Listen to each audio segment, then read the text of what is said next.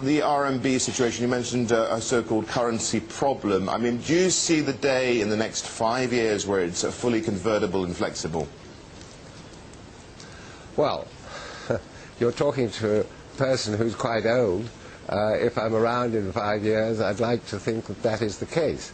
I think we've all got to move towards that opportunity, and I think the challenge also is whether we should move towards an international currency, because the speculation and the complexity of currency has caused some of the irritation, not only among the trading nations, but among individuals.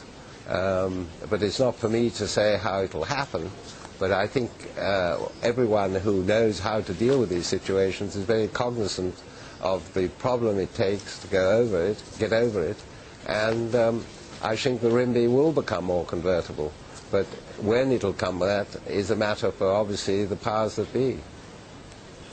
I want to just change tack slightly. Of course, China's seen, central China, parts of central China, have seen the worst drought that they've had in many decades. Now, you've got this investment with your wife in Weather Central. How could that actually help out in terms of planning for things such as droughts? Well, I think that, first of all, we have 25 broadcast clients currently in China, and we are the #1 provider of broadcast weather graphic solutions in the country. I mean, you had this downpour, I believe, in the last 24 hours, which has caused even people losing their lives, and situations like this. With the detail that we can put up through the technology that we give to the various weather stations, this makes people more aware of it.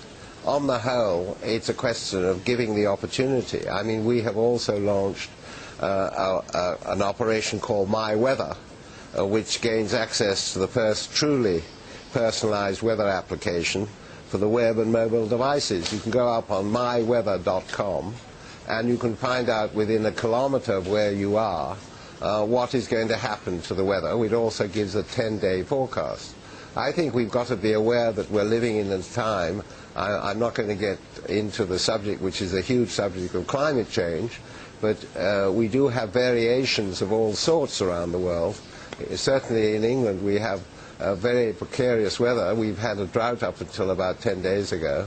And I think it is important to realize that you can use technology, which is offered by myweather.com, to tell you and be aware of what might happen to you, especially among the farming community.